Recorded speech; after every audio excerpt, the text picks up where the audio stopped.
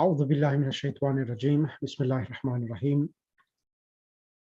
الحمد لله رب العالمين والصلاة والسلام على أشرف الأنبياء المرسلين محمد وأهل بيت الطيبين الطاهرين المعصومين سيما الإمام المنتظر الحجة الثاني عشر روحي وأرواح العالمين لتراب مقدمه الفداء أما بعد فقد قال الله سبحانه وتعالى في كتابه المجيد والفرقان الحميد بسم الله الرحمن الرحيم ربي زدني علما صدق الله العلي العظيم.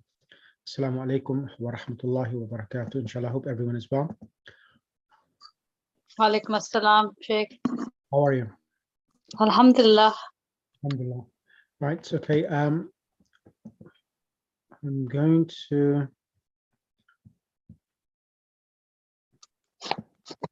Sorry, I'm a bit behind. I missed last week's class. Yeah, that's fine. Not had a chance to catch up as well, so I didn't want to miss today's. So I'll inshallah make up for it afterwards. Right, so let's start the lesson itself.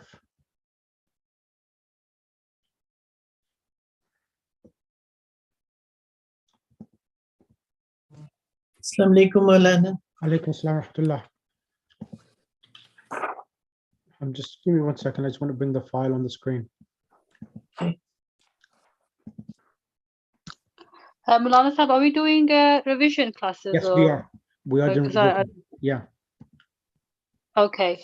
So we've completed book 2. Yes, we have completed book 2. But there's another session at 8 o'clock. If you want to join that session as well, that will give you an extra top up to everything itself, what you have covered. Okay. Right. Right. For book 2, is there another lesson? Yeah, that's another group for book 2, lesson number 3 we're on. So if you want to, you could do that as well. Okay, inshallah. So they haven't finished book 2 yet. Right. Bismillahir Rahmanir Rahim. Allahumma salli ala Muhammad wa ali Muhammad. Now, I'm going to teach a few things outside the book and then go to the lesson itself. Now, the Arabic language, Jumlatul Fi'liya. So lesson number 1, we learned the verb yuhibbu, ahabba yuhibbu. Now, in the Arabic language, every verb, Sister Alia, can you read this? Jumla Fi'liya, the verbal sentence. All right, yes, of course. When a sentence begins, so Jamla al-Fa'iliya, the verbal sentence, whenever a sentence begins with a verb. When a sentence begins with a verb, it takes the rule of a verbal sentence. The verbal sentence consists of 2 parts. Fa'al and fa'il. Yeah. Verb and doer. Yeah, fi'il, verb, and fa'il, a doer. Okay, sorry. Fi'il and fa'il. So fi'il is the verb and the fa'il is the doer. Remember, whenever there is a fi'il, there is a fa'il. Think of it as an internal marriage that can never be separated. Correct. Okay. So and then every verb has past, present, and imperative command. Correct? Every verb has a past tense, present tense, and has an imperative order. Okay? Right. And then over here, it explains. So every verb, when it has a doer, it can be either of 2 types of doers. Now, if you can read this, every action, doer. So every action needs a doer. We call this the fa'il. The fa'il is an ism noun, which is always marfu. Marfu. What does marfu mean? Marfu. Meaning ending with a dhamma or a dhamma tanween. So if you look at the example here, marfu, dhahaba Muhammadun. So the word Muhammadun is ending with a dhamma tanween. Is with a dhamma tanween, yes. So continue now. The file of the file is dhamma tanween, and the other one was dhamma. Dhamma. Okay. Yeah. Dhamma tanween. Okay. And the file is of 2 types. As one word, for example, Zahaba Muhammadun, Muhammad went. as so this is, I'll read this word, dhamirul muttasil, attached pronouns. I've not heard that one before. Yeah, attached pronouns. So every verb has a attached pronoun to it, and I'll explain this now. So if you look over here, when I mean attached pronouns, it's this. So if you go over here, fa'il, so a three-letter verb, kataba. Sister Parveena, can you do this for me, please? Yes, Maulana. Can you explain about the verb having a fa'il, please? Okay. So this is Fele Mazi. Yep. Kataba, he wrote. Kataba, it's for two people, third person. They wrote, two people they wrote. Hum, katabu. And where is the, so I want you to explain where is the file, because all verbs have a file. Kataba, he wrote. In this, the file is hidden. In Arabic, we call it mustatir. And huma, kataba, alif represents the a dual. So it is for two people. And hum, katabu, it is taken from like Muslimuna, wow, alif noon, and noon is omitted. It's katabu, wow. Wow is for jamaat. It's for plural. So it's then is for female, three forms for the past. Here, katabat. Ta is for the female, taitanis. It represents the female. And huma katabata, ta and alif. It represents the plural. But not plural, it represents dual. Ta is a sign of feminine. Yes. Alif is the sign of alif is the sign of dual. Yeah, ta for female and alif for dual. So katabata, and then is katabna. Noon is for female, and it is katabna. And then is anta katabta. Ta anta katabta. It is for you wrote. Antuma katabtuma. You two wrote. Antum katabtum. You all wrote. Anti katabti. You one female wrote. Antuma katabtuma. You two female wrote. Antunna katabtunna. You all female wrote. Ana katabtu. I wrote. Nahnu katabna. We wrote. There is a lot more to explain, Maulana, which only you can do. Right. Okay. Now, so over here now, so huwa, huma, hum, hiya, huma, hunna, anta, antuma, antum, anti, antuma, antunna, ana, and nahnu. So these are the 14 forms for the pronoun itself. Now these forms, 14 forms, they represent individuals. He, they, both, they, all. So these are individually, they come separately from a verb itself. Now all verbs have the actual suffixes attached to it at the end in the past tense. So the alif waw represents plural. The ta is a sign of feminine. The ta is a sign of feminine, but alif is a sign of dual. So there are two there are two verbs of the past tense where there is no attached pronoun suffixes, which represents the he and she. So kataba and katabat. So it says mustatirun. The fa'il or the doer of the verb is hidden. Only these two, and the remaining there are the suffixes attached to it. So anta, antuma, antum. These are the detached pronouns between you, you two, you all. So ta, tuma, tum, ti, tuma, tunna, to, anna. These are the suffixes we are attached to the past tense verb, and they are the ones which convey and change the meaning of the verb from kataba to the different tenses in the past tense. Is that clear now, Sister Alia? Yes, I've made notes. Thank you. If you haven't got this handout, I'll send this handout again to you. Yes, please. Okay.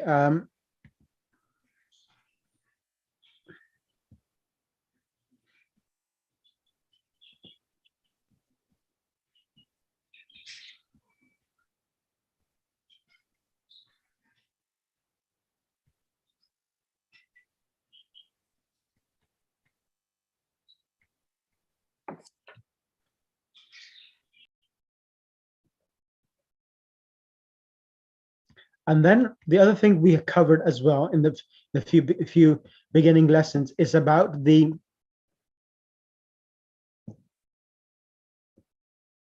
maf'ul. Do you remember about the maf'ul? Anyone?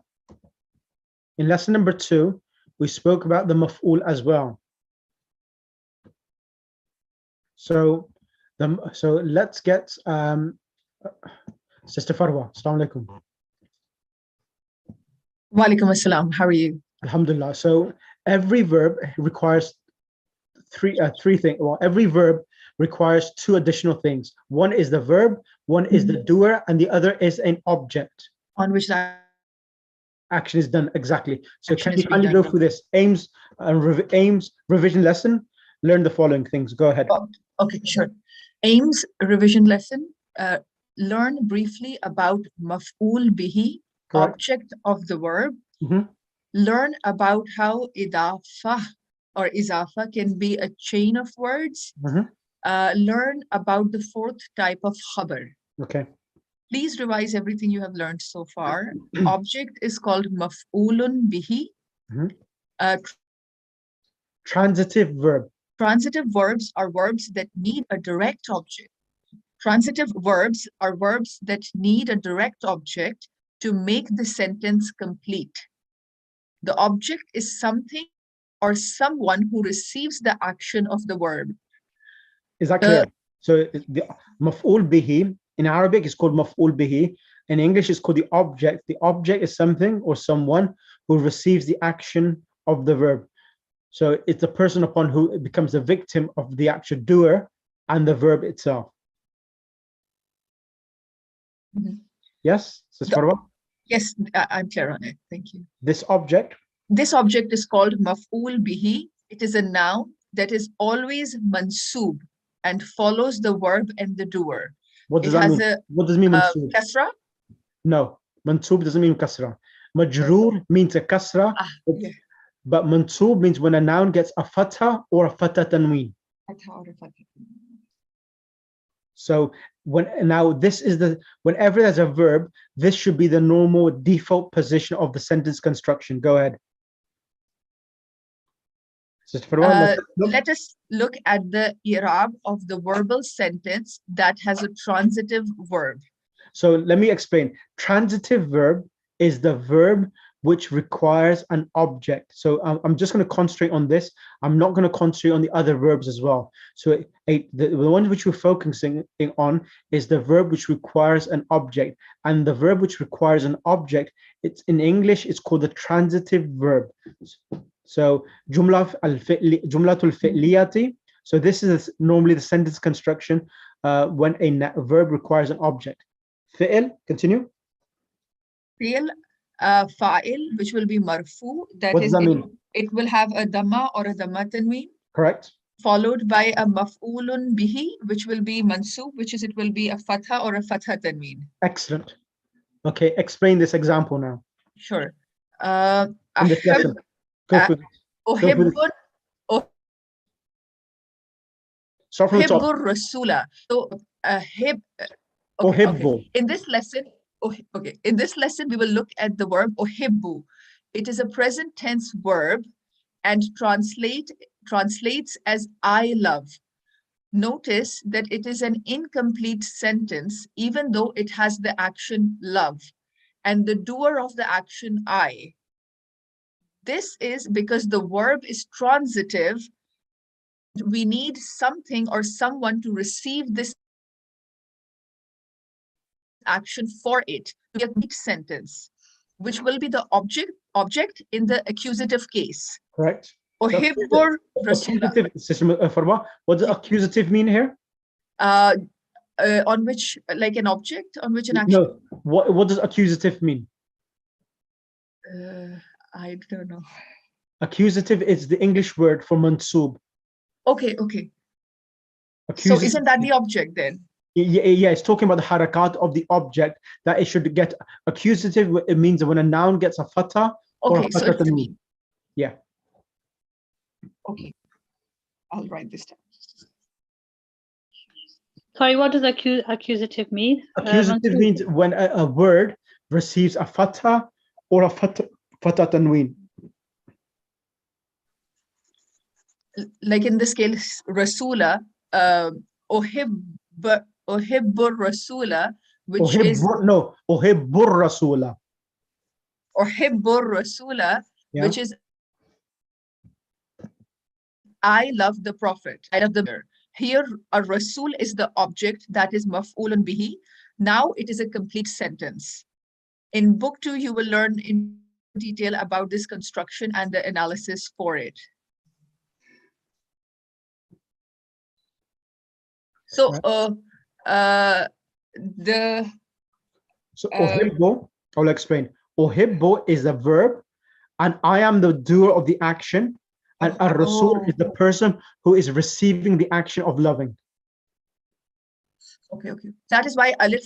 Okay, that's why alif has a dhamma on it, because it shows I love. No, the present tense. It's a very good question you've asked. So all present tense verb end with a dhamma, not because it's illustrating the actual fa'il. That is the default position of all present tense noun. Okay. Okay. That's a good analogy which you tried to do, but it's good. It's good. Yeah. So all present tense noun as a default position, all of the singulars will end with a dhamma, like yuhibbu, tuhibbu, uhibbu, and nuhibbu. Okay. Right. Okay. Okay. Sister Bilqis. Sister Bilqis, assalamu alaikum. Assalamualaikum. Waalaikum assalam. Khojai Bodhi Shama. I don't know what that means. I thought you did Farsi for a while. Oh yeah, we never got that far. Okay. Right. Okay. Isnadul idafati, chain of possessive pronouns. So the mudaf and mudaf ilay. Do you remember in book 1, in lesson number, I think 5 in book 1, we talked about mudaf and mudaf ilay, correct? Yes. So mudaf ilay is possess and possessor, correct? Yeah. Yeah. Now let's read this and then we'll go through we'll dissect the whole sentence then. Bismillah. The mudaf ilay. All right. Bismillahirrahmanirrahim. The mudaf ilay possessor can also be wa huwa mudaf, the thing possessed, at the same time. This can affect one word in the sentence to a whole paragraph of words. Masjidu Rasulillahi Jamilun. Okay, now here. Read the translation and I'll explain. The mosque of the Messenger of Allah is beautiful. Okay, what does this mean? I'll explain it. The mudaf ilay is the possessor. So for example, masjid. So for example, if it's a kitabullahi, kitab is mudaf, Allah is mudaf ilay, correct? Yeah. Correct? So it says that the mudaf ilay possessor can also be wa huwa mudaf, the thing possessed, at the same time. This can affect one word in the sentence to a whole paragraph of words. So what does this mean? Let me explain. It's trying to explain. So here, if you look at this example, it's saying that the mudaf ilay, so masjid is mudaf, rasul is mudaf ilay. It's trying to say that the mudaf ilay in a sentence, sometimes it can take the role of two things. It can take the role of two things. At the same time, it can be mudaf ilay, and at the same time, it can also be mudaf to another noun as well. Okay, yes. So it's called a double barrel mudaf ilay. Okay. So what does this mean? I'll explain. So masjid of Rasul, that's mudaf ilay. Masjid of Rasul. Then Allah is coming as well. Can you see Allah with a kasra? Yes. So masjid of messenger of Allah. Yeah. So Rasul itself is mudaf ilay to masjid, and at the same time it's also mudaf again to the word Allah subhanahu wa ta'ala. Yes, that makes sense. So the mosque, the mosque of the messenger, can you see of, then of Allah, can you see of Allah again? Yes. So whenever there's of, this will highlight the mudaf ilay relationship itself. Okay. So masjid of, so this normally happens. And how would you know? Now write this question down. How would you know if a mudaf ilay is also being mudaf again? How would you know whether the mudaf ilay is becoming mudaf again? There is only one clue. Is it because there's no tanween? You're very close, sister. Ahsan, you're very close. Bilqis, it's the other one. There's one more thing. Tanween was one of them, and the other one. If you say that, mashallah, it's excellent if you remember that. There's two things the mudaf will never get. One was tanween. What was the other one? Oh, it doesn't. The Dhamma, I think. No. Alif lam. Oh, the alif lam. Yes. Yeah, I just remembered the tanween. Yeah, exactly. That's right. So excellent, sister. Alia, you recall that as well. Yes. So yes. So masjidu Rasulillahi Jamilun. So over here now, masjid is mudaf, Rasul is mudaf ilay. Allah subhanahu wa ta'ala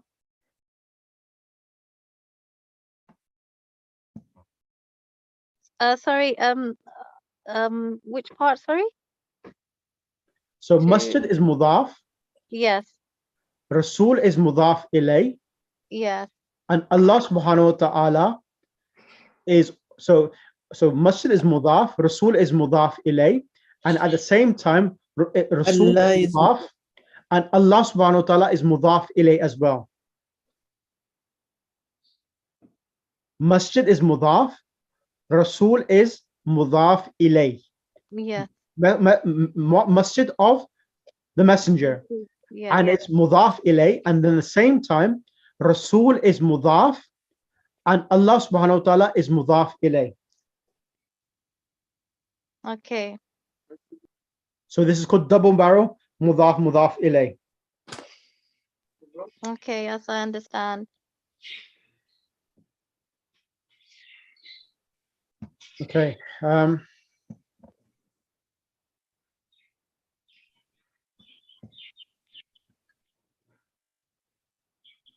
So this is something important. I'll go to the lesson as well. Now, also I mentioned as well. So let's, where are you gone? Can you, sister Bilqis, can you remember that the mudaf, remember that if the mudaf ilay, Remember that if the mudaf ilay is definite, then it implies that the mudaf is two. So they have a little table here. Yep. Masjidu Rasulillahi Jamilun. Exactly. Let me explain this now. Let me explain this for you now. Now over here now, what's happening is this. Masjid is mudaf, is mudaf. Rasul is mudaf ilay. Allah subhanahu wa ta'ala has got the table here. So mudaf, Rasul is mudaf ilay, and it's also mudaf again, because ignore this, ignore the word masjid. If you ignore the word masjid and just had the word Rasulullahi, What does Rasulullah mean? Messenger of Allah. Exactly, Messenger of Allah. So that's the reason why there's a relationship of a triangle here. That you're having a double mudaf, mudaf ilay. So over here, Masjid Rasulillahi, all of this together is the mubtada, is the subject. It is the subject. Mubtada. Yeah, the mubtada, because as you know, there are two types of sentence, verbal sentence and a verbal sentence and a nominal sentence. And this is a nominal sentence. Okay. And in this nominal sentence, you are having this mudaf mudaf ilay as the mubtada and jamilun as the khabar. Now, mudaf mudaf ilay can always come as the mubtada and always the khabar. The khabar always comes nakira. The khabar always comes Nakira. nakira. So jamilun is a khabar. What does nakira mean? Nakira means a noun which does not have attached to it the definite article alif lam. So it's not al jamilu, it's jamilun with a tanween at the end. Without alif lam. Yes. Nakira. Okay. So jamilun. So and also the ruling is that normally a noun, a predicate. Can I ask why masjid has a dhamma? So what was that? I think, can I ask why the masjidu has a dhamma dhamma? on dal? Yeah. Good question. Good question. Sister Munira, can you answer that question? It is the first noun of the idafa construction. It Correct. will never take al and it will never take tanween. Is that clear, sister? Okay, so it can only take a dhamma, or is it also possible for it to have a fatha or something? That yes, it can come. It can come with a fatha. It can come with a kasra, and it can come with a dhamma as well. All three harakat on the mudaf are possible depending upon where it is situated. Okay. So it cannot have a tanween. And what was the other thing you said? It Alif cannot lam. have a tanween, neither it will have al. Yep. Okay. Because it is mudaf. So all mudaf will Is never get a the first tanween. noun Okay, of the okay, that's fine. idafa How do we decide if we want to construction. use a, How would you decide? if you want to put a dhamma or a kasra or a fatha? You can. So whenever there's a relation of mudaf ilay, masjid of someone, there's that you cannot have. So it's like in English language to say the book of the teacher, the book Yes. of. So you cannot have with the actual, because okay, let me explain. The mudaf itself, the terminology is this: the mudaf by position is definite. Mudaf by position is definite. For this reason, there is no need to bring a tanween or alif lam. So when you say book of Muhammad, book of Ali, you're making a common noun, like a book, you're making it particular because you're giving it ownership to a person. It's not any random person's book. It's a book of one individual. When it becomes a possession of one individual, it becomes a proper noun. Okay. So that's the reason why you do not have alif lam, because you cannot say the book, his book. You cannot have like two. When you say his book, you're giving a possession to someone, which makes it a proper noun. And when you add the, it's another measure of making a common noun into a proper noun, so that you never have two measures of making a common noun into a proper noun together. Let me show you something. I think you're, let me show you. Give me 1 second.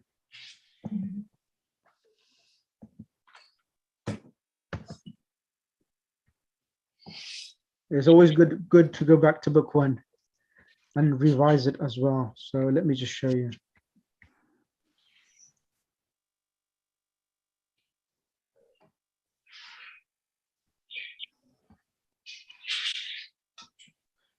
Go ahead, read these points.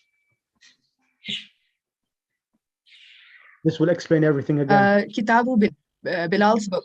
Yes, I understand why it's not going to have an alif lam, but what I wanted to know was why Dhamma and not Kasra or Fatha. It can. Okay, it can. It can. So how do we decide that, or will it come later in the course? Let me show you.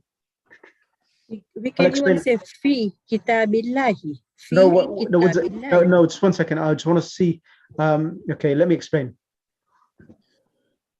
I thought I had it over there. It didn't got it there. Okay, give me 1 second. Now, what did the book? Page 43, B, part B. What is got in? It's Betul Bilali and then Bilalin and then Betul Imami. No. I'll explain this. I want to explain something else. Right. Let me explain. Now, I'll give you an example of.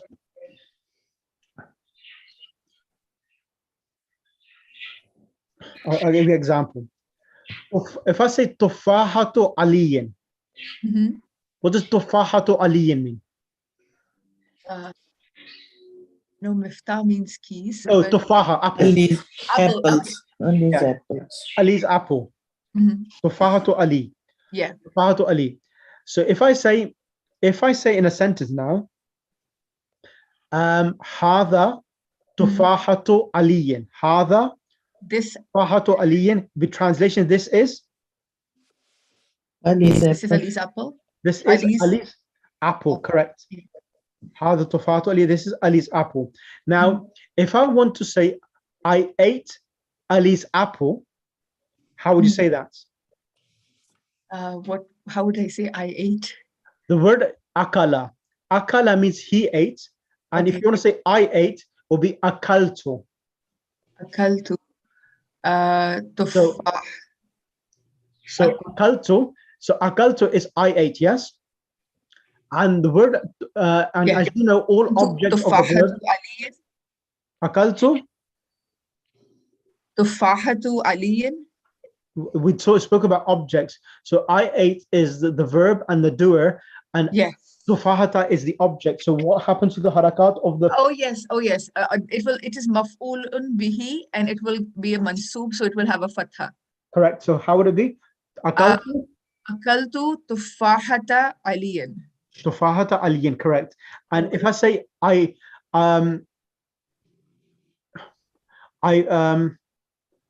put the book on Ali's apple. Oh gosh. So I'll say the sentence to you. So you can say the book is on the apple. The book is on the apple. Al-kitabu. Alal. Ala. Al-kitabu ala. And then it will have a jar, because I think is it a huruf jar? So correct. So tufahati will transfer a word. Correct. Tufahati aliyin. Al-kitabu ala tufahati aliyin. Correct. Okay, got it. Thank you. The book is on the apple of Ali. So al-kitabu taht ala tufahati aliyin. Is this clear now for you? Yes, perfect. Thank you so much. Thank you. Right. Ya Zahra. There's someone with the ID Ya Zahra. Would you be able to come on the mic? Okay, they disappeared. Right. Okay, let's continue.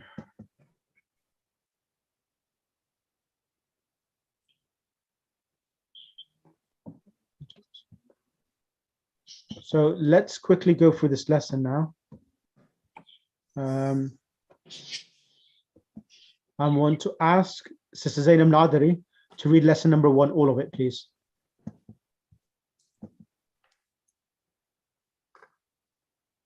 Sister Zainab Nadari, Assalamu alaikum. Wa alaikum assalam, Sheikh. How are you? Alaikum assalam, alhamdulillah. Bismillah. Bismillah ar-Rahman ar-Rahim. الدرس الأول هذا بيتي. This is my house. بيتي إمام المسجد. My house is in front of the masjid. بيتي جميل. My house is beautiful. فيه حديقة صغيرة. In there is a small garden in there. In it. All right. هذه غرفتي. This is my room. فيها نافذة كبيرة. There is a big window. There is a large. Okay, let me complete the sentence. فيها نافذة كبيرة ومروحة جميلة. In there is a big window and I forgot. Mirwahatun. And Something beautiful. Mirwahatun means a fan. And there is a beautiful fan. Haza sariri. This is my haza sariri wa haza kursiyin wa haza maktabi. This is my bed and this is my chair and this is my desk. Saati wa qalami wa kitabi ala al-maktabi. My watch, my pen, my watch and pen and my pen and my book are on the desk. Wa haqibati tahta al-maktabi. And my bag is under the desk. Nafizatu ghurfati maftuhatun. The door of my room is open. window. Window. The window of my room is open. Hadihi ghurfatu akhi. This is my brother's room. Watilka ghurfatu ukhti. And that is my sister's room. Ghurfatu akhi kabiratun wa ghurfatu ukhti saghiratun. My brother's room is big and my sister's room is small. غرفة أخي إمام غرفتي وغرفة أختي أمام المطبخ. غرفة أخي. My brother's room is in front of my room and my sister's room is in front of the kitchen. لي أخ واحد اسمه أسامة. I have one brother and his name is Osama. ولي أخت واحدة اسمها سعاد. And I have a sister and I have one sister. Her name is Suad. أبي وأمي في تلك الغرفة الكبيرة. My father and my mother are in that big room. أنا أحب أبي وأمي. I love my father and my mother. وأحب أخي وأختي. And I love my brother and my sister. Excellent. Is this clear for you? Yeah.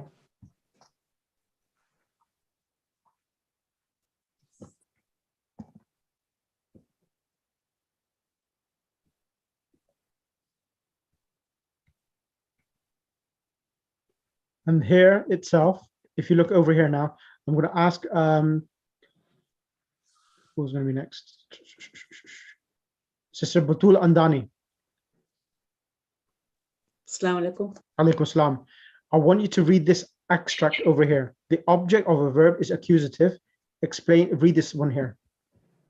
The object of a word is in the accusative case.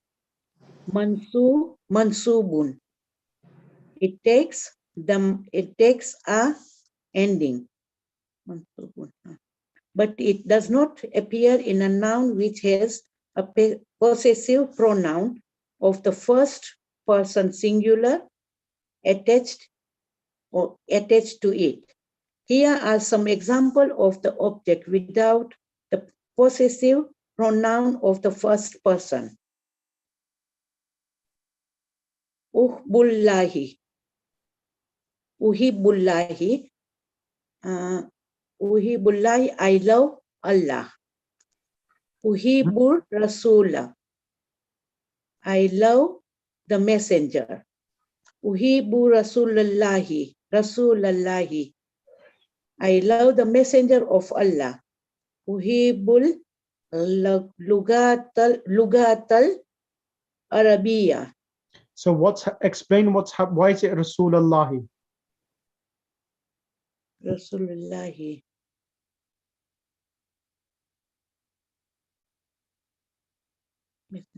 It's a singular, is it? No, why is the lam ending with a why does the lam have a fatha? Why does it have a dhamma?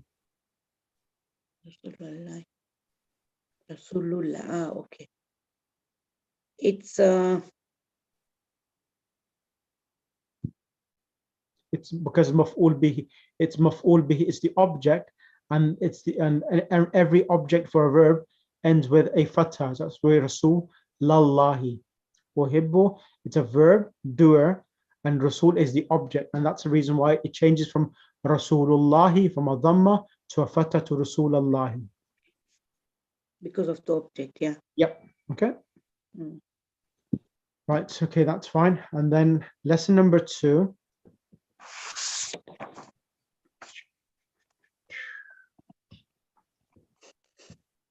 I'm going to go to this. I'm going to explain this as well now.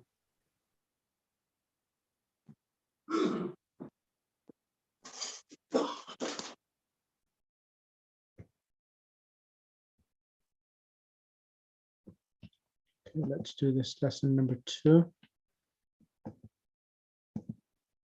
This is Parveen Razai. Can you come on the mic, please? Assalamu alaikum, Sheikh. Alaikum assalam.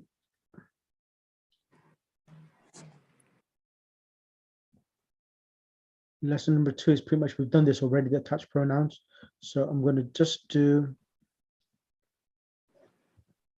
this one over here. And this one here. So in the Arabic language, there are 3 types of plurals, correct? Yes. So what is a sound masculine plural and a sound feminine plural? So how does a sound masculine plural end?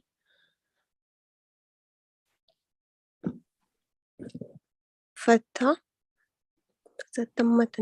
Which one? Let me show you over here.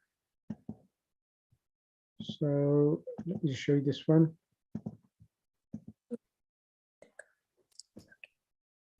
So these are the sound, where's it gone?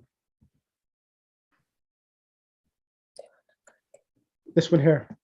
Explain the sound feminine plural and the sound masculine plural. Feminine and masculine. What's the difference between the two?